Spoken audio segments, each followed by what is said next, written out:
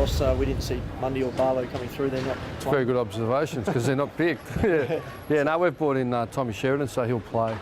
And we'll have a travelling emergency, Viv Mitchie, maybe Tanner Smith. So, yeah.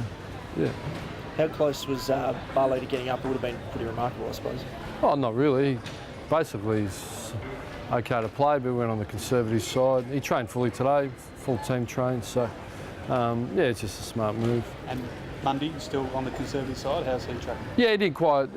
There's always protocols and hurdles to jump, and once you sort of slip at one hurdle, you've got to decide, do you push it through and take a risk, and calves can be really short term, or if you muck around with them, they're really quite dangerous. So once he didn't jump over a hurdle, a protocol, rather than push him through and take a risk, we, as a collective, to sort of get him ready for next week. It's a theory that's kind of stuck with you. You've stuck with for the whole season being on the conservative side. Do you feel it's paid off? No. Stick the results still on? Yeah, it's probably we just try and look after the player best interest. Do you know what I mean? So that's the way we go about it, and we always put our players' personal welfare #1 priority. Ross, tell us about Tom Sheridan. What sort of role will he play?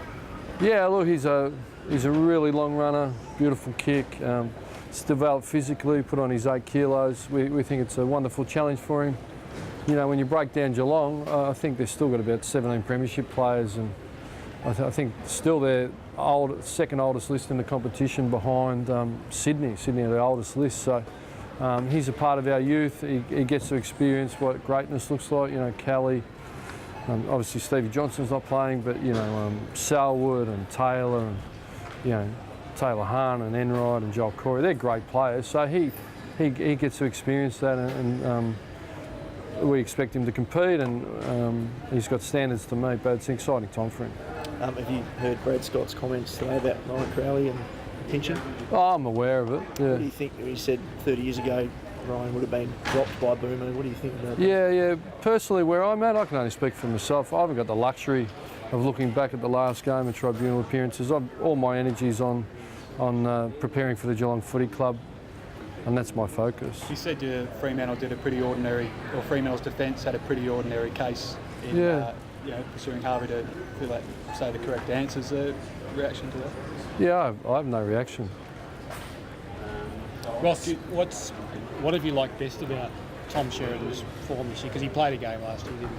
Yeah, he did. What we like is we put him through the midfield, inside mid, and he's winning his own ball, he's tackling stronger, and he's really developed a resilience with his ability to train day in, day out and stack it, and he's matured physically and mentally. So there's been some great growth. And Chris Main, we have a leadership group that influences our young players, and he's taken him under his wing, and Hayden Crosier, and they've all really grown together, and Tommy's really starting to come through. So he's still got a fair bit of work to do, but we're really confident he can come in and fill a role. Just to Crowley again, just as a person and the way he's played this year, you obviously back him in, but the way he goes about playing his football? Yeah, what's the question? You happy with the way he's going about playing clearly his football? We'll keep picking him. Has he crossed the line at all in your eyes at any stage? I haven't really thought about it. Do you regret, or does the club regret, challenging the charge at the tribunal? Yeah, look, I put a really fine point on it. I'm here to talk about Geelong. At the end, I think you're aware, but Ryan released a statement as to where it sat with him. Did you guys get that? Yeah.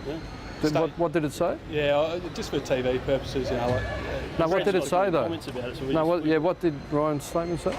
He basically said he didn't do it, didn't pitch him, and he wants I think he's just said, went to at the tribunal, he implored to tell the truth, did that. So I support Ryan in his statement, and we all move on. And as I said, I haven't got the luxury of looking back. I think I support Ryan's statement. I haven't even thought about it since, because we're going to pick a team and train, and I haven't got the luxury. I've just focused on Geelong Football Club, so it tends to work. Ross, what did you learn out of Brisbane's last quarter on Sunday against Geelong? What I learned is it's a really dangerous competition. If you lapse, you get hurt, but I'm really focused on the 52 points up, and I think it highlights the bye's a really difficult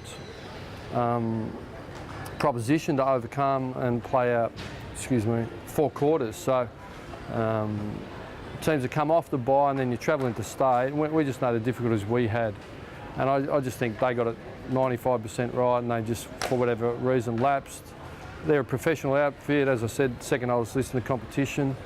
Mature premiership team, home turf. I'm sure they'll make the appropriate adjustments. You know. After the game, you spoke how big a challenge it is taking on Geelong and their home turf. How much harder does that become now without two of your best midfielders going? Well, I think it becomes incrementally harder, but we've shown a great capacity to lift up and everyone just sort of accept challenges given them to them, and that's made us a more versatile team.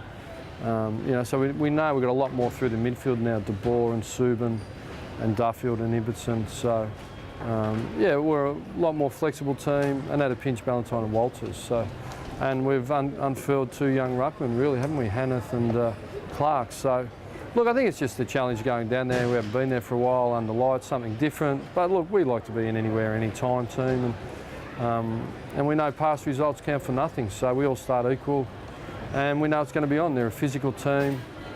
They hunt opposition players and they protect their own. So, yeah, we welcome it, and it's going to be difficult. Does it say something about your midfield depth now, Ross, that without Barlow and Mundy, Viv Mitchie, who's almost been your form waffle player, still can't squeeze into the team? Well, I think it's about consistent form. I think we've got to acknowledge with Viv that he's missed 2 years with injury.